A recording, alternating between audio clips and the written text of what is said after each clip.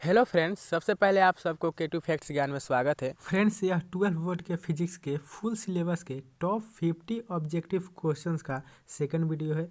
अगर आप लोगों ने इसका फर्स्ट पार्ट नहीं देखा है तो उसका लिंक डिस्क्रिप्शन है, आप लोग वहां से देख सकते हैं, जिसमें हमने टॉप के 1 to 10 क्वेश्चंस को कवर किया है। इसमें हम उसको फर्दर सॉल्व करेंगे, तो आप लोग देख लीजिए। इसके 3 वीडियो है। अगर आप लोग तीनों वीडियो अच्छे से देख लेते हैं, उसके अच्छे से नोट्स बना लेते हैं, तो देखिएगा आपको एग्ज़ाम हॉल में, एग्ज़ाम पेपर में, जो फिजिक्स का पेपर होगा उसमें आप लोगों को बहुत हेल्प मिलेगी। आप लोगों को बहुत चीज़ें आप लोगों को डायरेक्ट या उसके कंसेप्ट देखने को मिलेंगे। तो चलिए बिना देरी किए आज का सेशन शुरू करते हैं। 11th question is resistance of a galvanometer is capital G, shunt used at allow 1% of main current through the galvanometer is.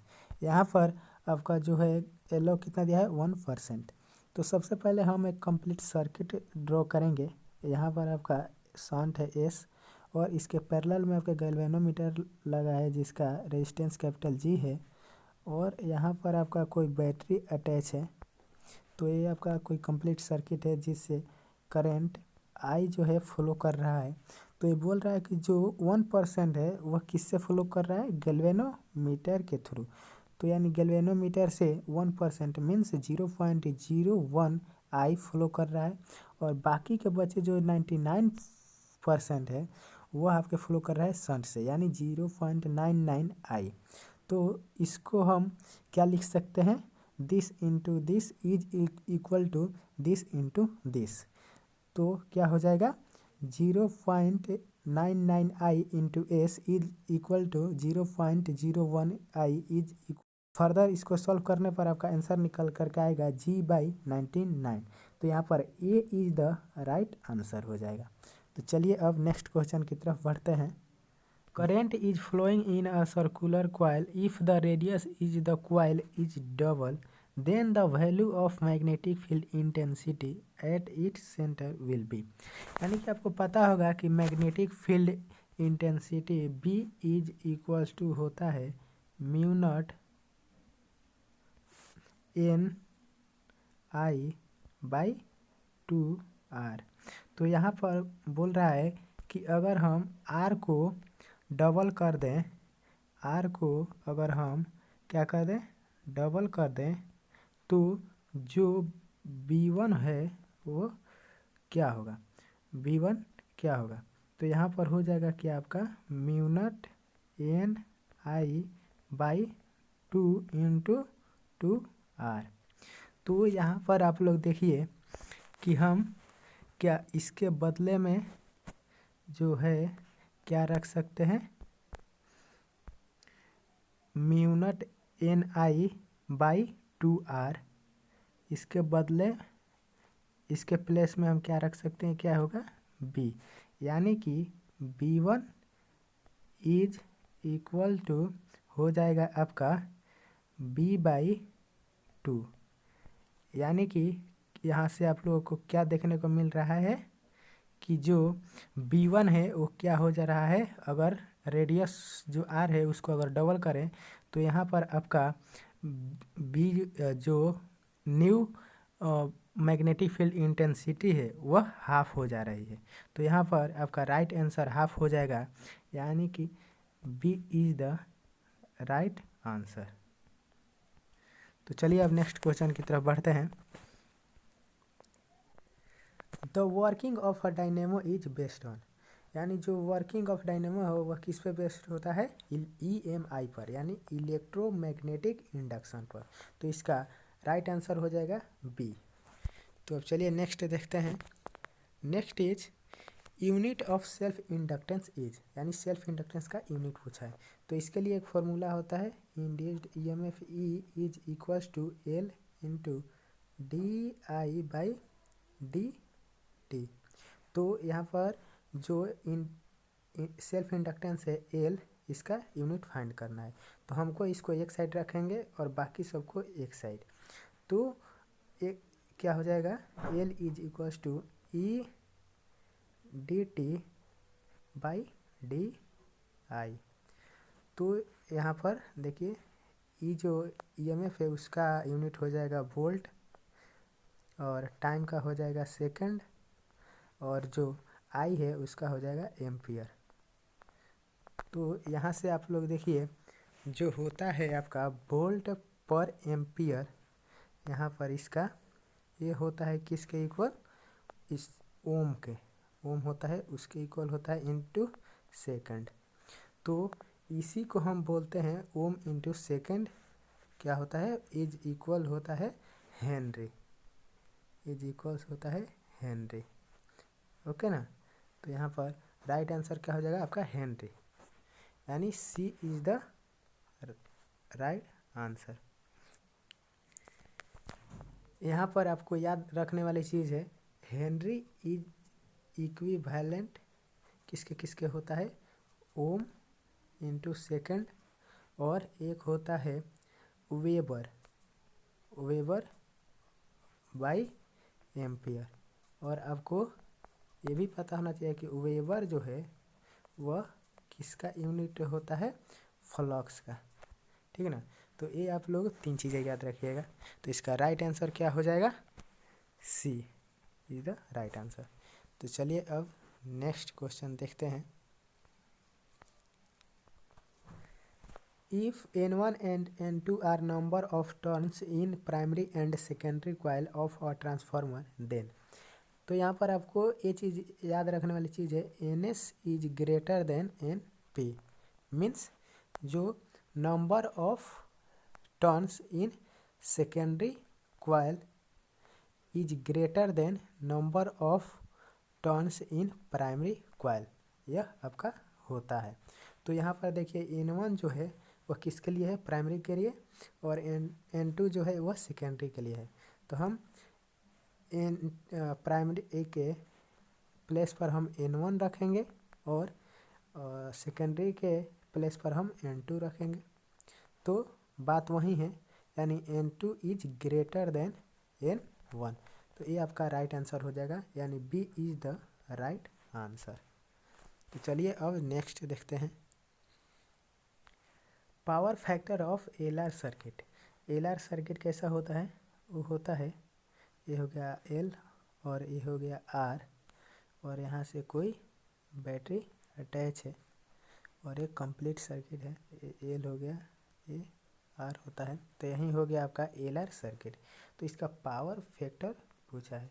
तो पावर फैक्टर इज इक्वल होता है R by root under R square plus omega square L square. तो यही होता है आपका answer power factor, और ये जो डिनोमिनेटर में है वो रिजल्टेंट होता है। तो इसका राइट आंसर क्या हो जाएगा, B is the right answer. तो चलिए अब नेक्स्ट क्वेश्चन देखते हैं। The ratio of value of magnetic field B vector at same distance from mid point of a small magnet at its axial and equatorial position. तो इसमें magnetic field पूछ रहा है एक्सियल और इक्वेटोरियल पोजीशन पर। तो जो मैग्नेटिक फील्ड होता है एक्सियल पर वो होता है mu nought 2m upon 4 pi R cube, और जो मैग्नेटिक फील्ड होता है इक्वेटोरियल पर वो होता है mu nought m upon 4 pi R cube. तो यहाँ पर हम देखेंगे कि इसका क्या पूछ रहा है, रेशियो। तो रेशियो अगर इसका देखेंगे तो क्या हो जाएगा, इससे 4 पाई आर क्यू से 4 पाई आर क्यू कैंसिल हो जाएगा, और म्यू नॉट से म्यू नॉट, एम से एम, यहाँ पर बचेगा आपका सिर्फ 2:1, 2:1। तो यहाँ पर आपका राइट आंसर हो जाएगा 2:1, यानी A is the right answer. Next angle of dip से क्वेश्चन है।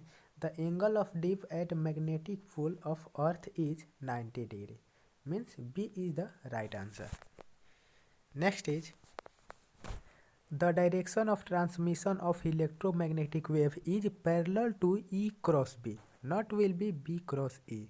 ये आप लोगों को ध्यान देने वाली चीज़ है क्योंकि ये कन्फ्यूज कर सकता है। तो पहले इलेक्ट्रिक फील्ड होता है, देन क्रॉस में आपका मैग्नेटिक फील्ड होता है। तो आप लोग याद रखना है।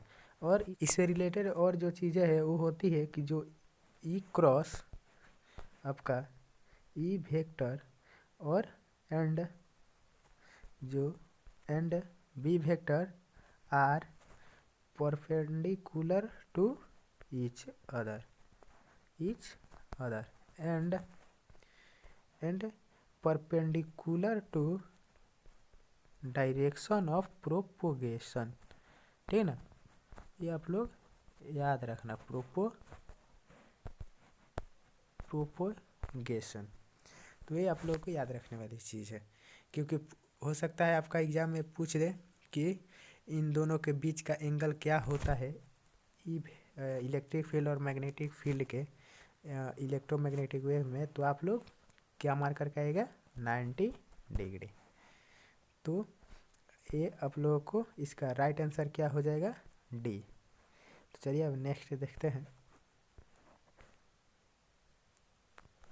N air bubble inside water shines due to total internal reflection means C is the right answer. Next is the equivalent focal length of coaxial contact combination of two lenses of power -15D and +5D will be। तो यहाँ पर आपका equivalent focal length पूछ रहा है। तो यहाँ पर आप देखिए जो आपका P1 है, जो lens power of first lens वो है आपका -15D और जो P2 है वह आपका कितना दिया है, +5D। तो यहाँ से हम इक्विवेलेंट पावर क्या निकल करके आएगा, -50 + 5 इज इक्वल माइनस में 10D। तो ये आपका हो गया पावर इक्विवेलेंट। अब आपको पूछ रहा है कि जो है आपको क्या पूछ रहा है, इक्विवेलेंट फोकल लेंथ, वो हो जाएगा आपका 1/P। तो 1 और P के प्लेस पर आप क्या रखिएगा, -10। तो ये हो जाएगा मीटर में। और इसको हम क्या ऑप्शन में आपको सेंटीमीटर में ऑप्शन दिया है, तो इसको सेंटीमीटर में चेंज करेंगे। तो -1/10 मीटर को सेंटीमीटर में बदलने के लिए 100 से मल्टीप्लाई करेंगे। तो 10 से 100 आपको कितने बार में कट करेंगे, 10 बार में, यानी आपका आंसर निकल करके आएगा -10 सेंटीमीटर। तो यही आपका हो गया equivalent focal length -10 centimetre, means A is the right answer. तो चलिए अब नेक्स्ट देखते हैं।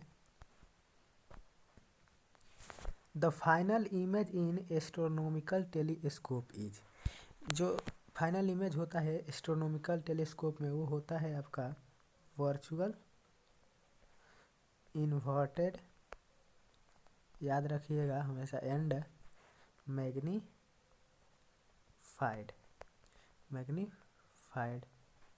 तो ये होता है, बनता है आपके किसमें, एस्ट्रोनॉमिकल टेलीस्कोप में। तो इसमें से वर्चुअल एंड इन्वर्टेड आपके सी ऑप्शन में दिया है, तो सी इज द राइट आंसर होगा। अगर आपको इन तीनों में से कोई 2 ऑप्शन दे या एक भी दे, तो आप लोग ये ध्यान रखिएगा, अगर इन्वर्टेड ना दे करके मैग्नीफाइड देता तो भी वो वाला ऑप्शन आपका राइट होता। तो चलिए नेक्स्ट देखते हैं। Next is cylindrical lenses are used to correct defect of eye called. इसमें सिलेंड्रिकल लेंसेज पूछा है, तो हम आपको चारों ऑप्शन के बारे में बता दे रहे हैं, क्योंकि ये इम्पोर्टेंट है, क्योंकि कोई भी आ सकता है आपका। तो देखिए, मायोपिया के लिए यूज होता है आपका कॉनकेव लेंस, हाइपरमेट्रोपिया के लिए यूज होता है आपका कॉन्वेक्स लेंस, और एस्टिग्मेटिज्म के लिए होता है आपका सिलेंड्रिकल लेंस, और प्रेस बायोपिया के लिए आपका होता है बाइफोकल लेंस।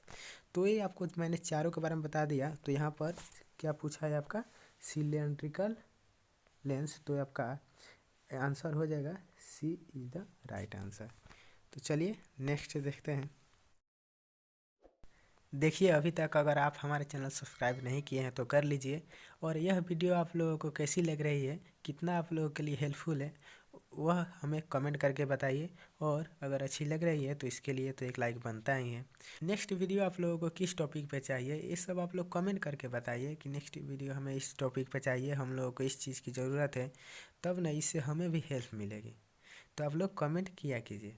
तो चलिए नेक्स्ट क्वेश्चन देखते हैं। In really scattering of light, intensity of scattered light is proportional to the wavelength lambda in the form of। तो ये होता है क्या, होता है आपका amount of intensity is proportional to fourth power of lambda यानी वेवलेंथ। तो ये आपका होता है, आपका क्या आंसर हो जाएगा 1/λ/4, यानी कि आपका option number D is the right answer. तो चलिए अब नेक्स्ट देखते हैं। Next is the colour of a thin film is due to diffraction और स्कैटरिंग, ये तो होगा नहीं, डिस्पर्सन भी नहीं होगा। इसका राइट आंसर हो जाएगा इंटरफेरेंस, यानी A is the right answer. Next is Brewster law is, यानी अगर आप लोगों ने ऑप्टिक्स में पोलराइजेशन पढ़ा होगा, वहीं आप लोगों को ब्रीवेस्टर लॉ पढ़ना है। तो वहाँ पे ब्रीवेस्टर लॉ का इक्वेशन क्या होता है, वो बोलता है कि जो रिफ्रैक्टिव इंडेक्स है वो इक्वल होता है 10I के। तो यहाँ पर जो होता है आपका, ये जो होता है आपका रिफ्रैक्टिव इंडेक्स होता है, refractive index of medium mu. और यहाँ पर आई जो हो, आई या आई पी भी यहाँ पर आप लोग लिख सकते हैं, आई पी, इससे समझ आएगा। आई पी यानी पोलराइजेशन एंगल होता है, ये जो होता है आई पी, ये होता है आपका पोलराइजेशन एंगल। तो यह ब्रीवेस्टर लॉ का इक्वेशन यही होता है, means B is the right answer. Next is the energy of a photon of wavelength lambda is. यहाँ पर एनर्जी ऑफ फोटोन पूछा है तो इसका फॉर्मूला होता है E is equal to hc/λ। Where H जो होता है आपका प्लैंक्स कांस्टेंट होता है, वो क्या होता है, प्लैंक्स कांस्टेंट होता है आपका, प्लैंक्स कांस्टेंट। और इसका जो वैल्यू होता है वह होता है 6.63 round of into 10⁻34 joule second.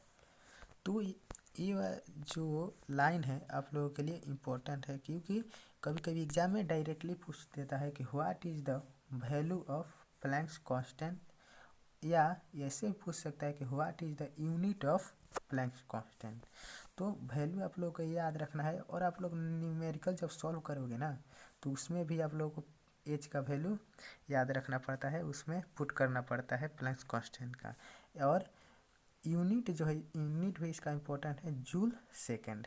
Unit अगर पूछे तो आप लोग जूल सेकेंड, तो ऑप्शन में आपको जूल पर सेकंड भी होगा, जूल सेकंड भी होगा। तो ये आप लोगों को ध्यान रखना है, दो चीज़ है प्लैंक्स कांस्टेंट से।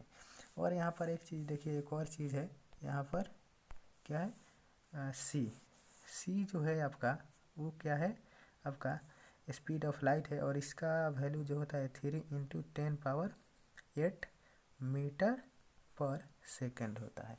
तो ये भी आप लोगों को वैल्यू जो है इसका याद रखने वाली चीज़ है, क्योंकि ये भी न्यूमेरिकल में यूज होता है। तो ये इतनी चीज़ें आप लोगों को याद रखनी है। तो चलिए नेक्स्ट क्वेश्चन देखते हैं। Next is which of the spectral line of hydrogen spectrum lies in visual region. यहाँ पर सिर्फ विजुअल रीजन में जो कौन सी जो सीरीज होती है वो लाई करती है, ये पूछा है। तो चलिए इससे पहले हम आपको जो सीरीज होती है उस और किस रीजन में लाई करती है वो हम बताते हैं, जो इम्पोर्टेंट है। तो इसमें जो होती है आपकी, फर्स्ट होती है आपकी लाइमन सीरीज, जो लाई करती है, Lyman series lies in ultraviolet region, जो लाइमन सीरीज है अल्ट्रा वायलेट रीजन में लाई करती है। और सेकंड इज बाल्मर सीरीज जो कि विजुअल लाइट में लाई करती है। और जो पास्चन है, Paschen series lies in ultra farad light. तो ये जो तीन चीज़ें हैं, ये कौन सी सीरीज किस रीजन में लाई करती है, ये आप लोगों के लिए बहुत इम्पोर्टेंट है, जो कि इसमें से कोई भी आपको ऑब्जेक्टिव में इसमें से कोई भी आपको आ सकता है। तो ये तीनों चीज़ें याद रखिएगा। और इसमें से जो आए यहाँ पर इन दोनों में कंफ्यूज मत होइएगा, लाइमन और पास्चन, इसको अच्छे से याद क्योंकि उसमें भी अल्ट्रा है, इसमें भी अल्ट्रा है। तो लेकिन उसमें लाइमन में अल्ट्रा वायलेट है और इसमें अल्ट्रा फेराड है। तो ये आप लोग अच्छे से याद कर लीजिएगा, इसमें से बहुत चांस है मतलब कि आने का, तो ये याद रखिएगा। तो चलिए यहाँ पर, लेकिन इसमें क्या पूछा है, विजुअल रीजन पूछा है। विजुअल रीजन में कौन सी जो स्पेक्ट्रल लाइन है, कौन सी सीरीज है जो लाई करती है, तो वो हो गया आपका विजुअल रीजन या विजुअल लाइट में, तो हो गया आपका बाल्मर सीरीज, यानी option A is the right answer. तो चलिए नेक्स्ट क्वेश्चन देखते हैं। Next is which one of the following is a chargeless particle. यहाँ पर चार्जलेस पूछा है। तो यहाँ पर आप लोगों को पता होगा कि जो अल्फा पार्टिकल होता है वो पॉजिटिव चार्ज होता है, बीटा पार्टिकल जो होता है वो आपका निगेटिव चार्ज होता है, प्रोटॉन जो होता है वो भी पॉजिटिव होता है, और एक और होता है इसमें आपका पार्टिकल में गामा जो होता है आपका ये न्यूट्रल होता है। तो ये भी आप लोग याद रखिएगा। और इसमें देखिए, इसमें जो आपका ऑप्शन डी है फोटोन, यही जो होता है आपका चार्जलेस पार्टिकल होता है। तो D is the right answer. तो ये चीज़ें आप लोग याद रखिएगा। एग्जाम में ऐसे भी अगर पूछ दे कि अल्फा पार्टिकल की नेचर कैसी होती है, तो निगेटिव होती है, और अल्फा पार्टिकल पॉजिटिव होती है, बीटा निगेटिव होती है, और गामा जो हो वो न्यूट्रल होती है। तो ये चीज़, इतनी चीज़ें आप लोग याद रखिएगा। तो चलिए अब नेक्स्ट क्वेश्चन देखते हैं। और next is the time during which the quantity of any radio active material becomes half of its original value is called. तो ये डिफिनीसन है, और ये डिफिनीसन किसका है, हाफ लाइफ का। हाफ लाइफ जो होता है वो होता है आपका हाफ लाइफ, इसकी वैल्यू भी आप लोग याद रखिएगा। ये क्या होता है, टी हाफ इज इक्वल होता है आपका, इसका वैल्यू कितना होता है आपका 0.693 ऑफन लैम्डा। तो ये जो होता है ना आप लोगों के लिए, अगर ऑब्जेक्टिव में या न्यूमेरिकल में आप लोगों को सिर्फ लैम्डा का जो है वैल्यू दिया हो और उसका हाफ लाइफ पूछे, तो आप लोग इस पर पुट करके, सिर्फ लैम्डा का वैल्यू पुट करके आप लोग यहाँ से फाइंड कर सकते हैं हाफ लाइफ। तो ये हो गया आज। तो इसका राइट आंसर क्या होगा, बी, हाफ लाइफ। और अगर इस half life B is the right answer, या अगर हाफ लाइफ का डिफिनीशन भी पूछे तो आप लोग ये लिख सकते हैं। तो आज के लिए बस इतना ही। आई होप कि आप लोगों को हर चीज़ें अच्छे से समझ आ गया होगा, हर चीज़ें आप लोगों ने नोट किया होगा। तो और इसके बाद भी अगर आप लोगों के मन में कोई भी क्वेश्चन है, कोई भी क्वेरी है, तो हमें नीचे कमेंट करके बता सकते हैं। और हम फिर से कहेंगे कि ये टॉप 50 क्वेश्चंस का जो ऑब्जेक्टिव क्वेश्चंस का जो आप लोगों का वीडियो है, सीरीज है, उसका ये सेकेंड वीडियो है। अगर आप लोगों ने इसका पार्ट 1 नहीं देखा है तो भी आप लोग देख लीजिए, क्योंकि ये जो 50 ऑब्जेक्टिव क्वेश्चंस है और इससे जो हम कंसेप्ट बता रहे हैं, एक्स्ट्रा चीज़ें बता रहे हैं, तो मुझे आई होप पूरा बिलीव है कि अगर आप लोग एग्ज़ाम दे करके आइएगा और नोट्स में जो देखिएगा ना, तो इससे मतलब बहुत क्वेश्चंस होंगे जो मैच करेंगे, उसके कंसेप्ट मैच करेंगे। तो आप लोग ये देख लीजिएगा, इसके तीनों पार्ट ज़रूर से देखिएगा। इसका थर्ड पार्ट हम जल्द ही अपलोड करने वाले हैं। तो और एक रिक्वेस्ट है कि अगर आप लोगों ने अभी तक हमारे चैनल सब्सक्राइब नहीं किया है तो कर लीजिए। वीडियो अच्छी लगी है तो लाइक कीजिए, और जो भी आप लोगों के मन में क्वेश्चन से क्यूरी है वो कमेंट करके बताइए। नेक्स्ट वीडियो आप लोगों को कैसी चाहिए और वीडियो किस चीज़ की आप लोगों को ज़रूरत है वो आप लोग बताइए नीचे कमेंट करके, हम वैसी वीडियो आप लोगों के लिए लाएंगे। इस वीडियो के डिस्क्रिप्शन में हमने बाकी के पार्ट्स के जो लेक्चर्स है उसका लिंक हमने दे दिया है। और एक चीज़ हमने शॉर्ट टाइप सब्जेक्टिव क्वेश्चंस का भी एक वीडियो बनाया है फिजिक्स का, उसका भी लिंक है। और इस लेक्चर का जो आपको पीडीएफ है वो टेलीग्राम पे मिलेगा, उसका भी लिंक है डिस्क्रिप्शन में, वहाँ से आप लोग जा कर के पीडीएफ देख सकते हैं। तब तक के लिए बाय, मिलते हैं नेक्स्ट वीडियो में। Thank you so much for watching.